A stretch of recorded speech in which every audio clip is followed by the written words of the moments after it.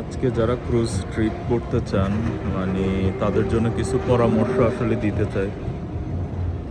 সেটা হচ্ছে যে ক্রুজ লাইন, এমএসসি, এনসিএল, বিভিন্ন কোম্পানি আছে। তাদের মধ্যে যেটা আমরা চুজ করছি সেটা হচ্ছে যে নরওয়েজিয়ান ক্রুজ লাইনের যেটা লেটেস্ট ছিল, এনসিএল অ্যাকুয়া, নরওয়েজিয়ান অ্যাকুয়া যেটার নাম। আসলে এটা 2025 সালের জাহাজ, তো ওইটা আপনার এখনও আসলে এদের ইন্টেরিয়রটা খুব সুন্দর, খাবার দাবার সব কিছু সুন্দর, যার জন্য এটা চুজ করা হয়েছে আমাদের পক্ষ থেকে। তবে যত আগে আপনি বুকিং দিতে পারবেন তত বেশি আপনার অ্যাফোর্ডেবল কস্ট আসবে। আমাদের এখন আস্তে আস্তে ডিপার্চারের সময় হয়ে গেছে আর কি, মানে আমরা আস্তে আস্তে বের হব, ওইটার একটা ডিক্লারেশন চলতেছে। এই যে আমাদের আসলে যাত্রাটা শুরু হয়, যারা নিউ ইয়র্কে থাকবেন তারা হচ্ছে ম্যানহাটন ক্রুজ জেটি থেকে শুরু হয় আমাদের। এটা হচ্ছে নিউ জার্সি, এখানে হচ্ছে ম্যানহাটন থেকে শুরু হয়। আমরা আজ থেকে 6 মাস আগে, এখন হচ্ছে যে জুলাই মাস চলতেছে, আমরা জানুয়ারিতে বুকিং দিছিলাম, যার জন্য সিঙ্গেল রুম আমাদের পড়ছিল হচ্ছে $1700 $1700 আর কি যেটা। তবে আমাদের হচ্ছে সি ভিউ রুমের কারণে। তবে একটা কথা এখানে বলি, আপনাদের যদি ক্রুজে আসেন, সি ভিউ ডাজেন্ট ম্যাটার। আপনারা মানে 6 ফ্লোর বা 7 ফ্লোরের রুমগুলো নিলে কস্টিং আপনাদের অর্ধেক পড়বে, কারণ সি ভিউ বলা হয়, বাট বৃষ্টি টিষ্টি হইলে আপনার আসলে সি ভিউ আসলে দেখাও হয় না। ওখানে বারান্দা আপনি যাবেনই না, আপনি সারাদিন ঘুরে বেড়াবেন বাইরে, খাবার দাবার স্পোর্টসের অভাব নেই। তো সেক্ষেত্রে আপনার কস্ট কিছুটা মিনিমাইজ হবে। আর এখানে অপ্রয়োজনীয় কিছু খরচ আছে, যেমন গেমিং জোনে ঢুকলে আপনার খরচ বাড়তি করতে মন চাবে, শপিংয়ে আপনার বাড়তি করতে মন চাবে। তো এই জিনিসগুলো অ্যাভয়েড করার চেষ্টা করবেন। আর সিঙ্গেল রুমের প্রথম 2 প্যাসেঞ্জারের জন্য আমাদের পড়ছে 1700 করে, $1750 করে। পরের জনের জন্য পড়ছে $1200 করে। তো কিছু অফ সিজন আছে, তখন প্রায় অ্যারাউন্ড কস্টিংগুলো হাফ পড়ে যায়।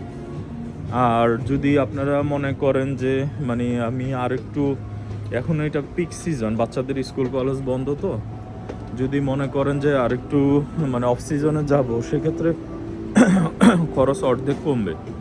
আবার ইমার্জেন্সি টিকিট কাটলে, যেটা আমরা 1700 নিয়েছি সেল, সেটা পড়বে হচ্ছে 2500-এর মতো, যার যার বুঝে খরচ। তবে খাবার দাবার এখানে কোনো প্রবলেম নেই, কমপ্লিমেন্টারি থাকে।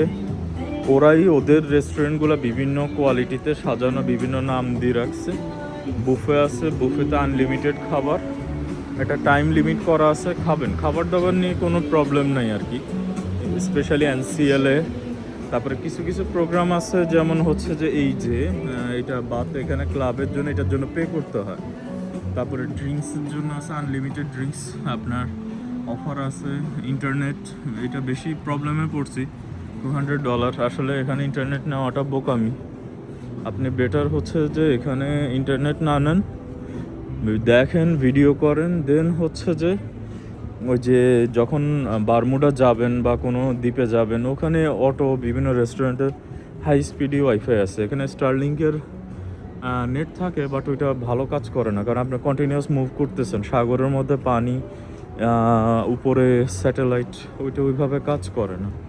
সো যদি আপনি ইন্টারনেট প্যাকেজ ওইভাবে না নেন, আইল্যান্ডেরগুলো ইউজ করেন, সেক্ষেত্রে আপনার খরচও কমবে, এই আর কি। তো মোটামুটি ক্রুজ আসলে ভ্রমণ সার্থক আসলে করতে পারেন, মানে এটার জন্য আসলে হাইলি রিকমেন্ডেবল।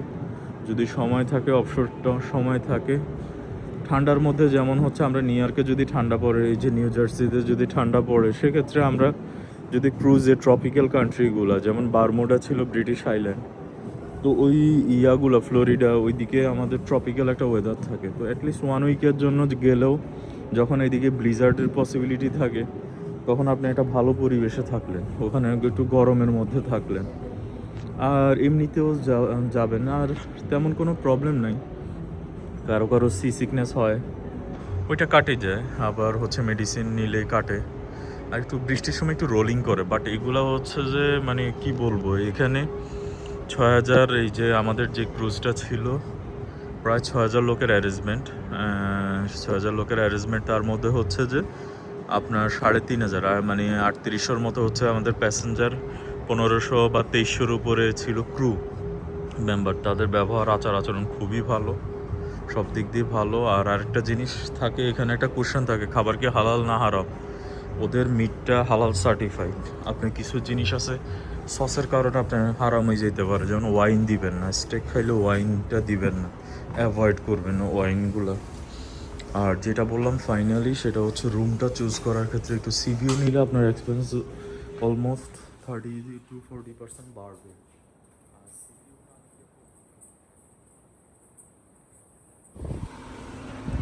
এখানে ওদের ডাইনিংয়ের অভাব নেই। সেম ওনার ওদের বিভিন্ন নামে নামে ওরা সাজায় রাখছে। ওদের ইন্টেরিয়রগুলো খুবই সুন্দর, নতুন সে সব কিছুর ফ্যাসিলিটি আছে, অনবোর্ড অনেক সুবিধা আছে।